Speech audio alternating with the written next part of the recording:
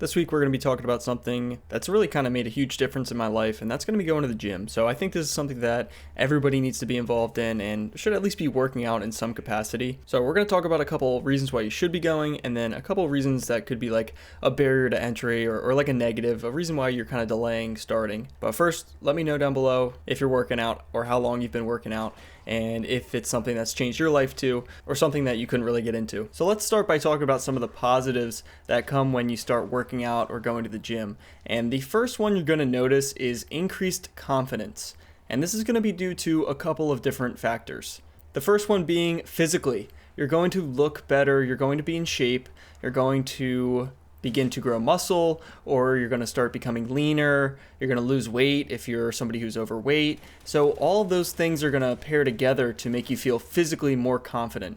And this is kind of a weird feeling because if you go to the gym, you don't necessarily look around at like the super muscular people and say, wow, that guy's ripped and he's so cool, like wow, he looks so good. But when you look at yourself in the mirror, you'll start to notice the muscles develop and you'll feel like you are more confident, even though, like I said, nobody's looking at you to be like, oh, that guy has a ton of muscle, or oh, that guy's super skinny. But personally, you will see the difference, and that will increase your confidence because you're going to be looking physically better. And the second thing is you're just going to feel stronger. You're going to feel like you're more capable of doing things that maybe you weren't before, whether it's squatting or picking things up. And that's also going to make you feel more confident when it comes to just your day-to-day life. You're not going to have any reserves when it comes to picking things up or going on trips where you have to start walking far distances, stuff like that. Like, you're just going to feel more confident because you're a stronger person from working out. Now, one of the second positives that you're going to begin to notice is that you're going to have a short-term boost in mood and energy. When you work out,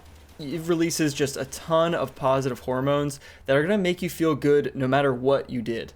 I mean, it just feels like facts at this point that picking things up and putting them down make you feel better. I think it's maybe tied to us doing that all the way back when we were like primitive, like we just pick up rocks and throw them or whatever it is, but it just makes you feel so much better when you start working out, or at least immediately after a workout. If you've ever heard of like the runner's high, I feel like there's some sort of like working out high where you just feel like you're on top of the world. And like I said, it seems kind of counterintuitive that you working out is going to increase your energy because working out is all about like using your energy, but it does genuinely make you feel more awake. And there's no better way to sort of pick yourself up, especially after like doom scrolling, when that just takes out like all of your energy, than to work out and to have that energy back. So I definitely think that if you work out, especially if you work out in the morning, I talked about that a little bit before in a different video, but if you work out in the morning, it actually makes you so awake throughout the day. It's incredible.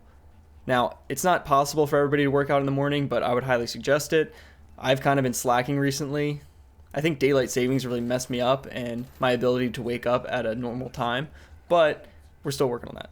And then the third thing that you're going to notice when you start working out, and this kind of ties into the first one, but you're going to become physically more healthy. And that's with becoming stronger, like we said before, as well as you're going to lean out and lose weight if done correctly. Weight loss or weight gain definitely has a lot to do with nutrition as well, so maybe that's something that you need to look into too. But you're just going to become physically healthy if you're eating the right stuff, working out. You're going to build muscle, you're going to lose weight, you're going to become leaner, or you're going to bulk if that's what you're trying to do. But either way, you're just going to physically feel better. And that may tie into the hormones being released or the energy or the feeling of having more energy, but just in general, you're going to feel like you're more healthy. You're going to be able to do things for longer, like endurance or stuff like that. You're going to feel fit, and that's a good feeling to have, especially in our world where everything's kind of been manipulated by consumerism to be less healthy for you, because all the things that are addictive, the things that, make you want to eat more, they make you spend more. So the world isn't necessarily geared towards health anymore. It's geared towards making you spend more money. So one of the ways we can try to reclaim that is by working out and eating the right stuff, of course, along with that. Now, that's a really big component, is nutrition with working out, but today we're just kind of talking about the working out. So let's start to talk about some of the negatives. And these might not necessarily be negatives, but some of the barriers to entry when it comes to working out. Some of the things that steer people away. And the first one is going to be the gym membership. If there's any barrier to entry, it's having the right equipment and spending the money to go to the gym. Unless you are offered a free gym membership through school or through like work or where you currently live, you're going to have to buy a gym membership, or you'd have to buy all the equipment, and that's very expensive. So I would say go with the gym membership.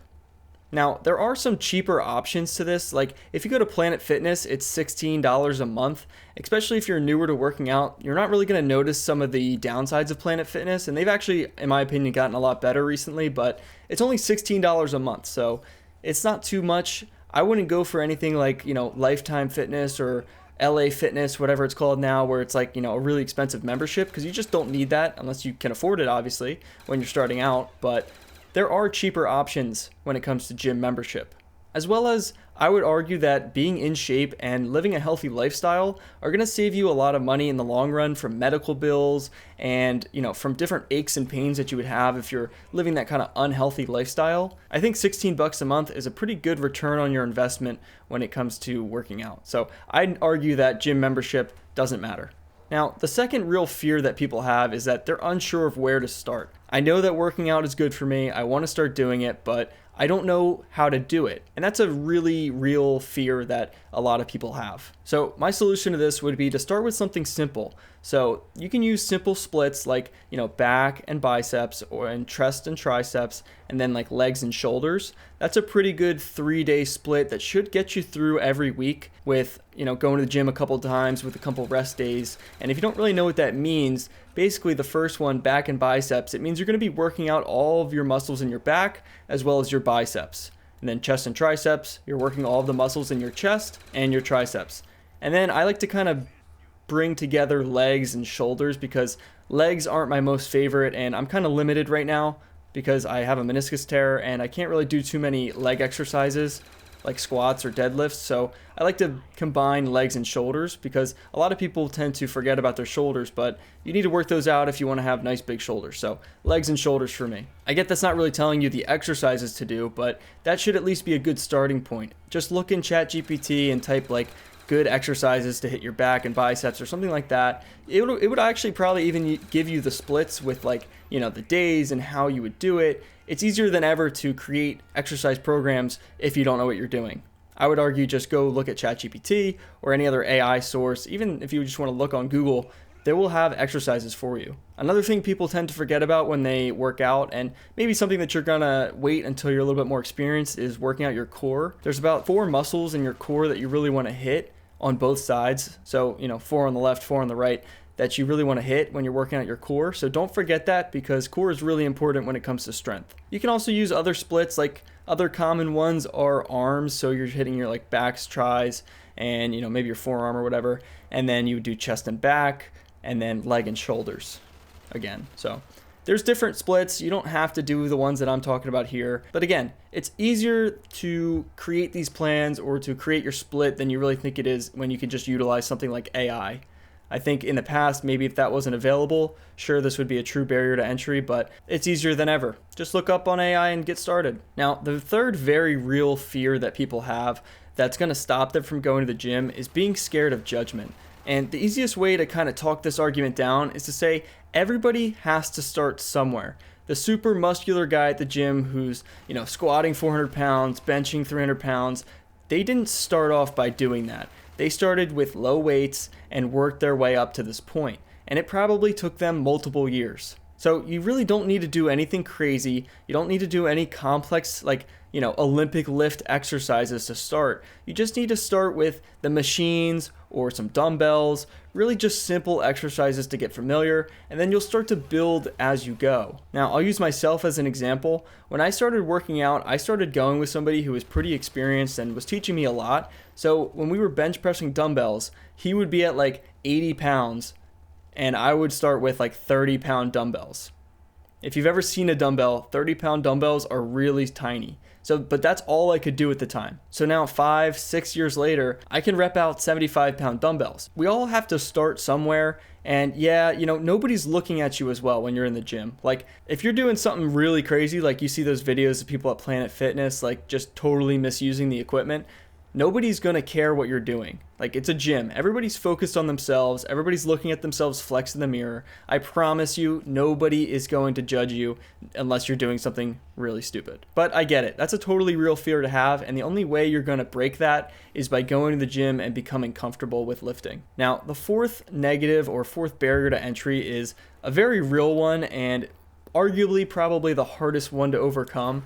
And that's being consistent. Going to the gym is going to take time. It's going to take days of exercise to see real progress. You need to be consistent. You need to be going multiple times a week. And this is very hard to do if you're, working a full-time job. You're not going to feel like going throughout the week. But if you're dedicated and you want to get better, you're going to have to find a way to do it, because you won't make any gains or get any muscle just by working out, 2 times a week on the weekend. So I get it. Being consistent and being committed is probably one of the hardest things about going to the gym.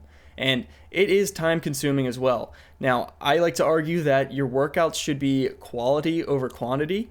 The people who are in the gym for 2 hours might actually not have the best workout because they're either overtraining themselves or they're wasting too much time. I like to hit a sweet spot of around 45 minutes to 1 hour. I think that's a good amount of time, especially if you're not wasting time. You can get a good workout in 45 minutes to an hour. But like I said, I get it. Consistency is the hardest thing. And I've had my fair share of breaks where I stopped going to the gym for weeks or months, but you always got to bring yourself back into it and just keep trying. But yeah, it comes in cycles. You'll go to the gym for a little bit and then take a little bit of a break. But yeah, that's all I got this week. So come back next week, next Wednesday. We post every Wednesday.